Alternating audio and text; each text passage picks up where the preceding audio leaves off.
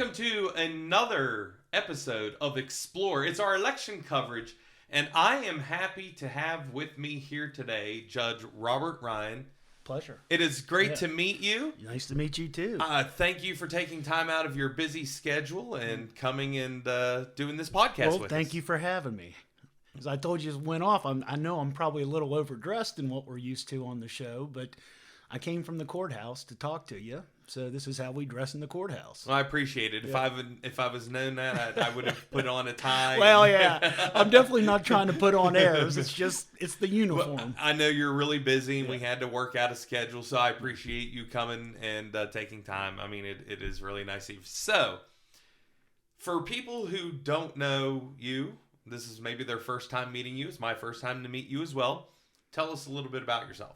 Well, I am Judge Robert Ryan. I am the current circuit judge in Division I for the 21st Circuit that's going to become the 25th. Yep.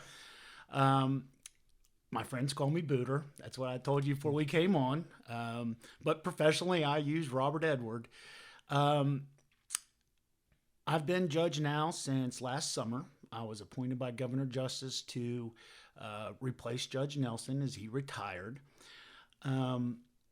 I live out in Maysville on the family farms.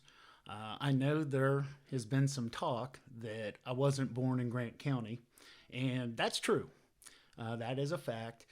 But in the courtroom and sometimes in politics, folks want to give you a fact or two, but not really the truth.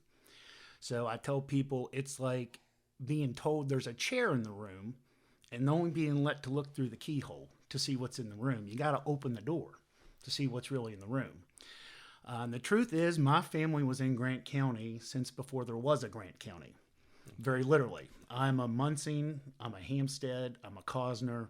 I live on the Munsing farms in Maysville. Matter of fact, my great-great-great-uncle Ernst was the very first clerk of court for Grant County. Oh, wow. He was the one charged with taking the books back and forth when the county seat was going between Petersburg and Maysville. My great-grandfather, William H. Munsing, once served as sheriff, and to tell you how long ago that was, he did it on a horse. Folks might remember Gus Munsing, Judge Munsing. My great-uncle served as circuit judge in our neighboring circuit. He was in Moorfield, so he was in Hardy, Pendleton, and Hampshire counties, and a little bit out of Grant County, but it breaks my heart that we're losing Tucker County because my great-great-great-grandfather was the first permanent settler of Canaan Valley.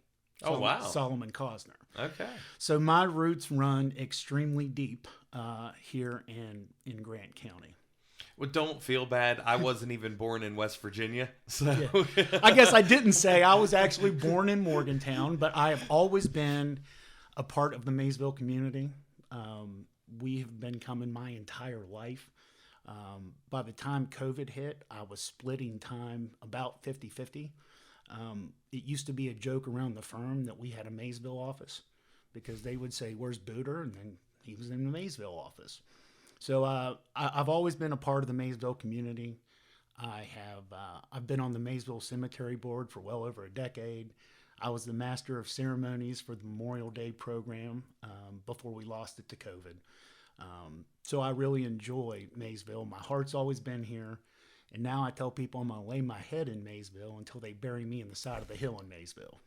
I totally understand that because I've moved all over and I settled here a while, and I've lived here for years and years and years. And when I was first brought here, I was like, I grew up in Pittsburgh and Philly and the Poconos and Cumberland, so it was little bigger cities, and I just didn't like it. Didn't help that I moved in the middle of my junior year. Oh yeah, and I didn't like it, and now I'm like, I wouldn't want to live anywhere else. I love it here. Yeah. So I do have a question for you. Sure. I said we're asking the same questions unless something comes up that we want to ask. Shoot. How do you get appointed? Like, what was that process like? It's a statutory process. When a judge becomes disabled or retires or maybe passes away, there is a judicial vacancy commission.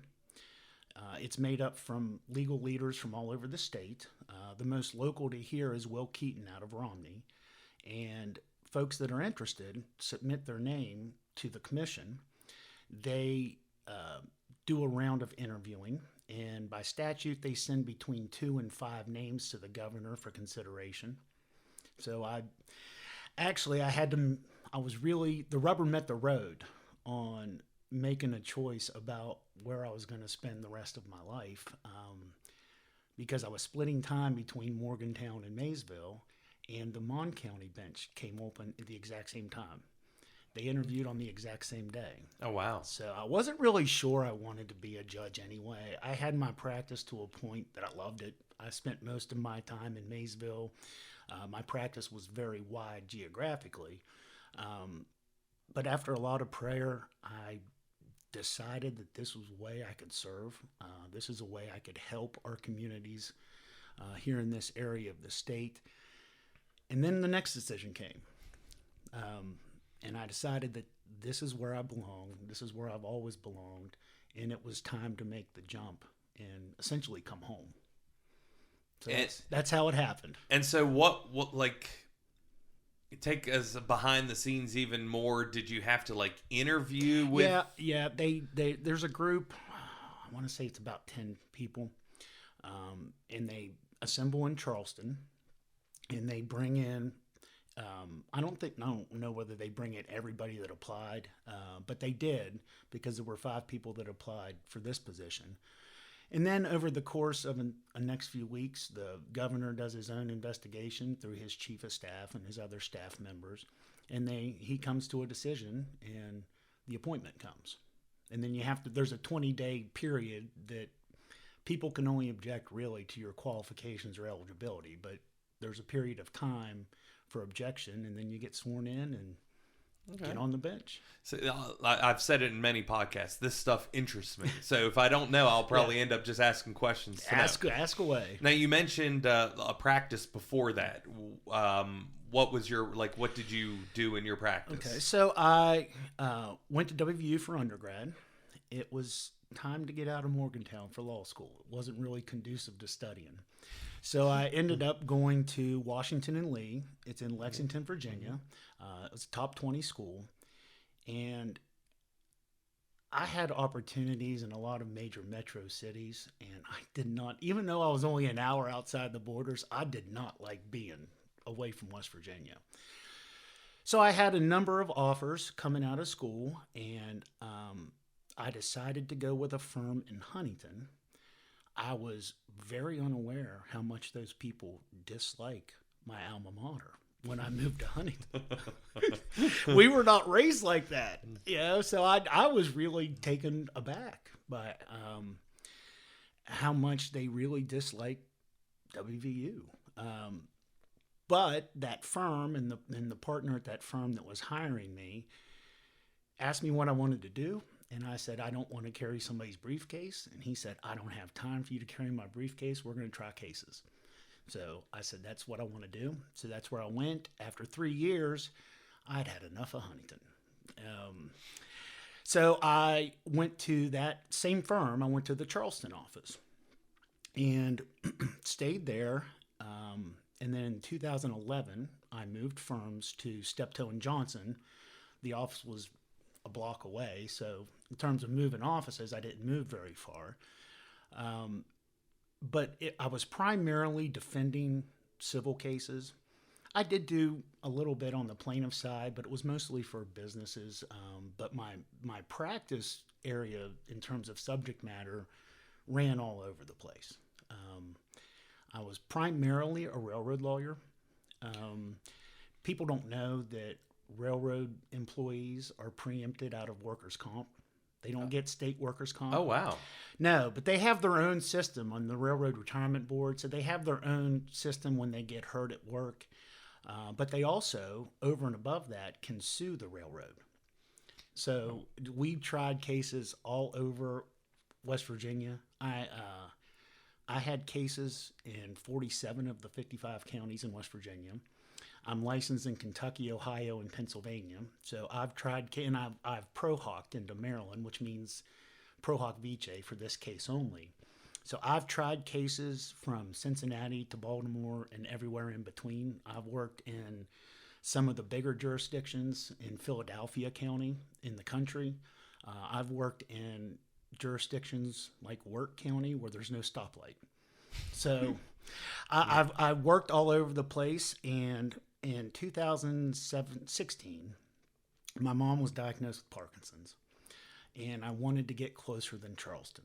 So I went to Steptoe and Johnson and said, I want to move to the Morgantown office. That also put me a lot closer to Maysville. Instead of 3 hours and 5 minutes, it was 90 minutes away.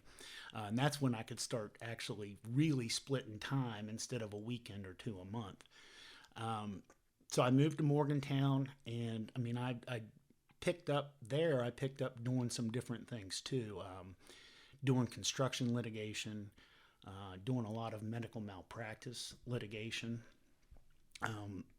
And then in May of 22, a year before I went on the bench, my heart was just drawing me closer and closer to serving people. And I made a lot of friends at CSX, Norfolk Southern. I represented Coca-Cola. I represented 3M. And I also would be hired by insurance companies. Like I've represented the Burlington School. I've represented Dan Williams, who owns the Subway and the Little Caesars here in Petersburg and in Kaiser. So it gave me that opportunity, and I made a lot of great friends. But at the end of the day, I couldn't point at somebody and say, I served that person today. I affected their life in a positive way today. So a lot of people shook their heads when I did it, but I decided to leave the big firm and just walk away from it. And I called an old friend of mine who had his own firm, little firm, serving people that were hurt because mostly other people weren't paying attention to what they were doing, and said, do you need some help? And he said, absolutely.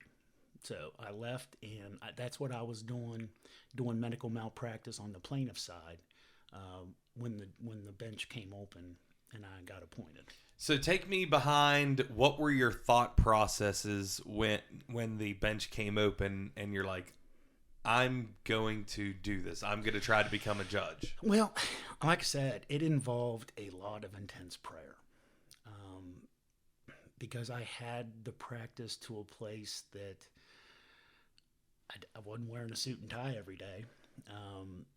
With COVID coming through, things like depositions, we did a lot of those things by Zoom.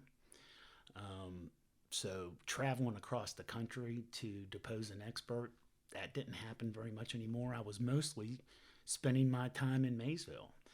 I knew it would be a lot more work. I knew it would weigh a lot heavier on my soul. But I was really drawn to, this is a way I could serve people. And I've always been very astute in the courtroom. I had a pretty good record as a trial lawyer. So I knew I had the capabilities of doing it. And not only prayer, I was talking to my little brother, who's also a lawyer, a very accomplished lawyer. And he asked the question, it's going to be somebody. Do you trust somebody more than you trust yourself? And I said, Thomas, that's a good point. And I just decided that this was the way that I went from serving individuals, but this was a way that I could serve entire communities. And that's really what led to the decision. Like I said, the easier decision came second, where to lay your head at night. But the first decision was, it was really not an ambition of mine because of the practice I had. Part of it was, do you want to take a pay cut? All these things came into play when I was thinking about whether I wanted to throw my hat in the ring. But at the end of the day, I feel like this is where I was led.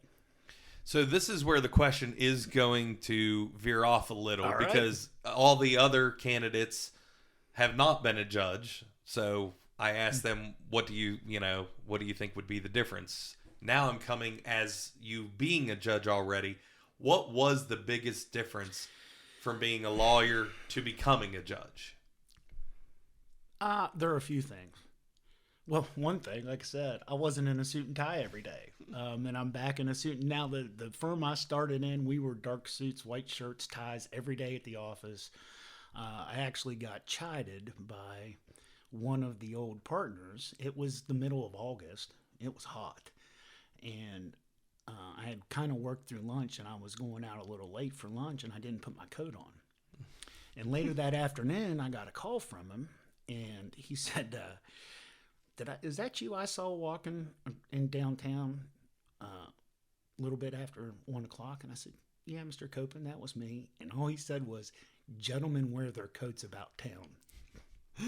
So that's as I grew up as a lawyer, that's where I started in terms of dress. And so that's a difference. But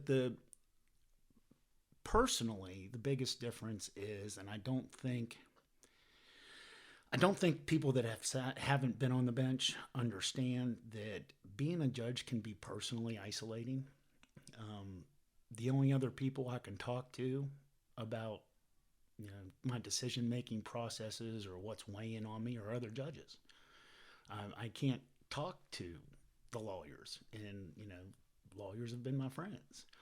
I can't really talk to people in the community because it might be a case that's not public record, or I can't let people know what I'm thinking about doing. So although I'd spend a lot of time with friends that aren't lawyers, it can be pretty isolating on a personal level. I think professionally, the most difficult part has been the variety of things that come. I enjoy digging into the law. I do have a law clerk that helps me, Carrie Ruddle. She lives in Franklin. And we work very well together, but I like to get my hands dirty. I like to do my own research. I like to make sure I've got my mind wrapped around every issue.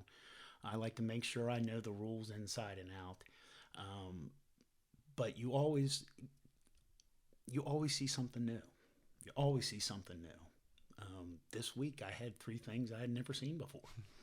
But, knowing your dockets ahead of time and doing the research ahead of time so that you're prepared when you go on the bench, dealing with new areas of the law has probably been the toughest part professionally. Making decisions doesn't bother me. I was going to ask about that. What's it like to have to make that verdict? Well, it depends on the case. Sometimes the abuse and neglect proceedings they're heart-wrenching. Those are the ones that I take home with me. But one thing I did when I was practicing, it wasn't really part of the practice because it was volunteer. It's not even pro bono because it's not a lawyer position. I was introduced to the CASA program, which stands for Court Appointed Special Advocates, and it's a statutory creature that brings an extra set of eyes into the abuse and neglect system. So when the respondents in those cases are parents, but the kids are obviously involved. They don't come into court. So the kids are appointed a lawyer to represent their legal interests that we refer to as a guardian ad litem. But where the CASA program exists, they also get a volunteer that is assigned to the case that can think outside the box, that has some abilities that a lawyer doesn't have. For instance, when someone's represented in a case, other lawyers can't talk to the party without their lawyer there. The special advocate could. So I could go to the parents without their lawyer there and talk to them. I could go to the kids without their lawyers there and talk to them. And that actually, thinking back to an earlier question, my experiences at CASA also kind of influenced the decision to become a judge, because I think generally we understand that we've got a real problem and it's drug fueled, but we've got a real problem with abuse and neglect and foster, not having enough foster care for kids that are in the abuse and neglect system. But once I started serving as a CASA, I saw it from the inside. And I saw what kids go through. And I saw what happens when you don't get those cases resolved and get some stability and permanency for the kids. Mm-hmm. So that was, it gave me a different advantage coming on the bench, having served in that capacity. Okay. Yeah. So wrapping it all up, as a final thing, you've been a judge for, I think you said, a little over a year.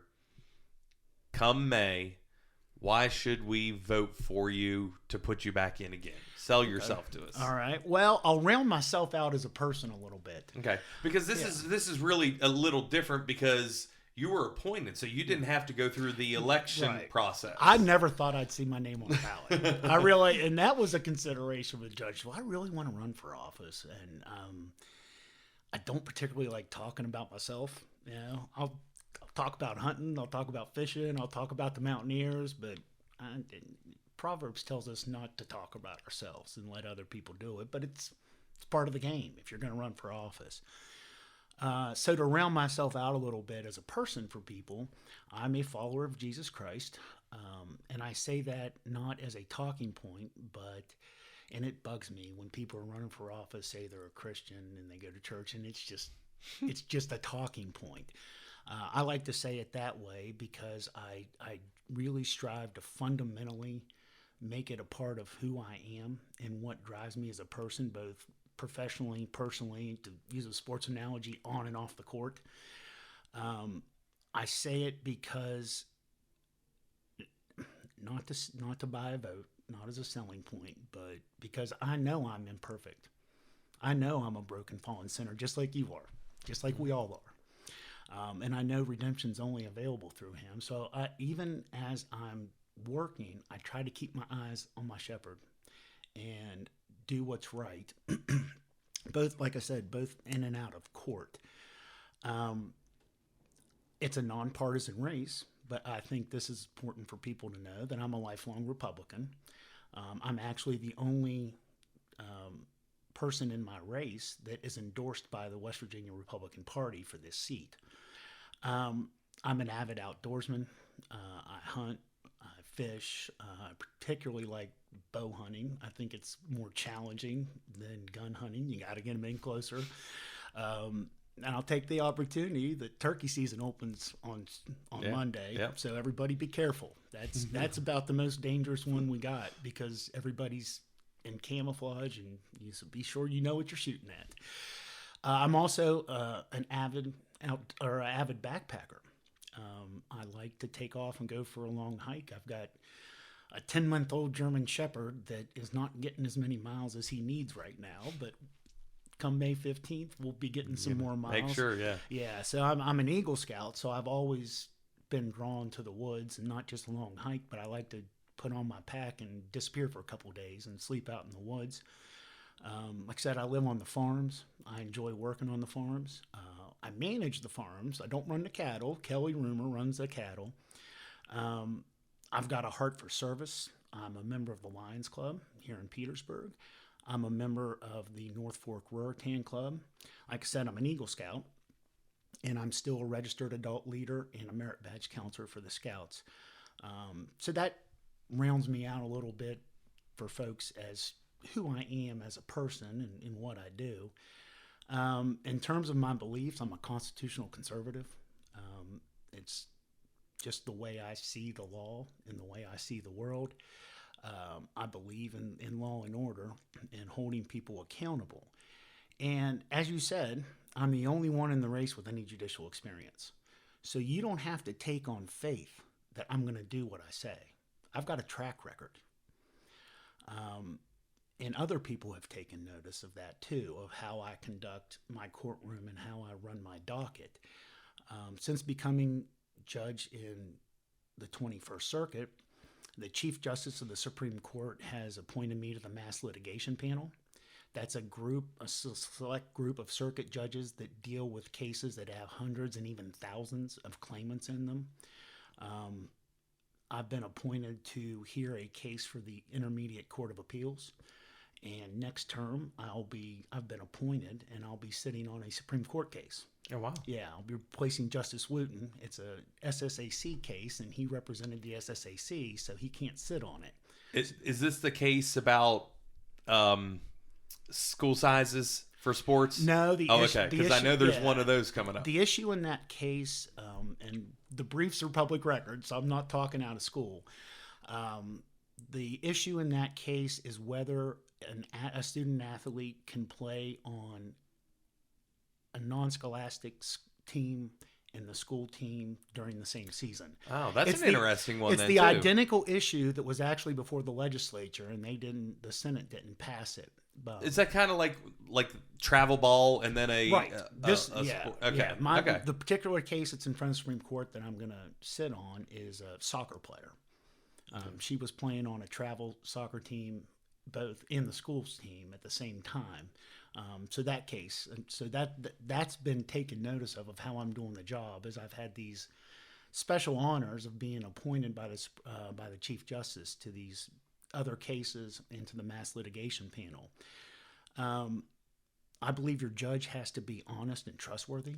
I believe past behavior is indicative of future performance. So I try to do that. I strive to do that. I think people can take me at my word, and all the lawyers have learned that. When I say something, I mean it. You got to be smart and quick thinking and knowledgeable about the law. And if you see something on the docket and you do your homework and you issue spot and you can see that there's something coming that you haven't dealt with before, well, do the work beforehand. Get knowledgeable beforehand so you're not up there shooting from the hip, and you make sure you get things right. And I learned that when I say I don't have a problem making quick decisions. I refereed hockey for 30 years from just little kids up through the college level. And the only way you can make those split-second decisions is if you have intimate knowledge of the rules before it happens in front of you. I believe a judge should be unwaveringly faithful to the law. On occasion, you have to make a decision that maybe not the result that you want, but that's what the law calls for. I believe a judge should hold people accountable for their conduct. And it's not that there's not a place for mercy. There is. I've got a plaque in my office that paraphrases Micah 6:8, which is act justly, walk humbly, love mercy. But I also believe that people should be held accountable, and your judge cannot be shy about holding people accountable for their own good and for the good of the community. I actually had a criminal defendant here in Grant County in open court tell me that I got a reputation in the jails now, and I told him I didn't mind that. I think a judge needs to be working hard all the time. I was in the courthouse a couple weeks ago. I needed to go down to the assessor's office to sign a form. And I walked in, and one of the ladies in the office said, "Well, you don't have court today. What are you doing here?" I said, "Well, I work here." I said, "I'm getting ready for my next court date, or I'm doing research, or I'm reading the new cases coming out of the Supreme Court. We're getting near the end of the term in the Supreme Court, so they're coming out now all the time." And she said, "We're just not used to seeing judges when they don't have court." So that you got to be willing to work hard all the time. You have to have a sincere desire to serve. And if you want the position for any other reason, then you want to throw yourself in it to help people, you're in it for the wrong reasons. And there needs to be a sincere desire to do that. There needs to be a sincere desire to do extra for people. Here in Grant County, we started it here. We're hoping to take it to Mineral County. We have started a teen court so juveniles have two different kind of offenses. They have delinquency offenses that if it would otherwise be a crime if they were 18, they get charged with a delinquency offense. But they also have status offenses that if they were over 18, they wouldn't get charged with it. That's stuff like truancy, incorrigibility to the point of being out of control, not listening to your parents and teachers, tobacco use and vaping. Those are status offenses. So we have started when I say we, I mean Judge Currier, who's in the other division, and it's funded by a grant, and it's had a lot of success around the state. It's something he talked, as soon as I came on the bench, he talked to me about doing it, and I said, absolutely. Anything we can do to help kids. But other teenagers volunteer as the lawyers for the case, the bailiff in the case, and the jurors in the case.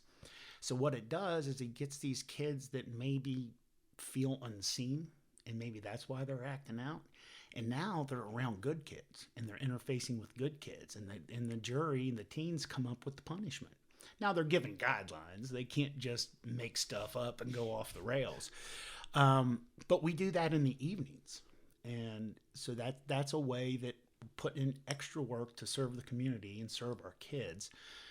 Here in Grant County, and I want to take this to the other high schools in our circuit, but kind of my pilot program for it was here at Petersburg with the AP Government and Civics class. I started a mock trial program where I went up and talked to them about all the processes of the case. And when I was at Steptoe and Johnson, I chaired our associate education committee, and we had a 2-year program where we would do seminars and do mock depositions of fact witnesses, mock depositions of expert witnesses, and it would culminate in a mock trial.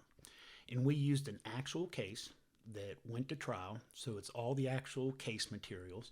So I explained all that to them. They chose what roles they wanted to play, and they came down and they tried a case in front of me in the courthouse. Because it sounds silly to say in America, but locally, we don't have enough lawyers. If you go to the bar website and look up, just search Grant County, I think there are 9 of us listed. 9. And I mean, I'm obviously one of them. There are 2 of them are in the prosecutor's office. One of them is an in-house attorney at a company. One of them is Duke McDaniel, who Linda's my cousin, but Duke's 84. He's not going to be doing it very much longer. One is here on a rural tuition program where he volunteered to work here in this area in order to get his tuition paid. Well, he's leaving. So, I mean, we are really thin on lawyers. So my goal with the mock trial program was not only to educate the kids and let them have a little fun, and they did. They did a great job. They had a lot of fun with it. But it was also to hopefully get at least 1 or 2 a year interested in pursuing a career in the law, and if they do, hopefully they'll come home and serve the communities. So those are the things that I do over and above to do. And like I said, you don't have to take me at my word.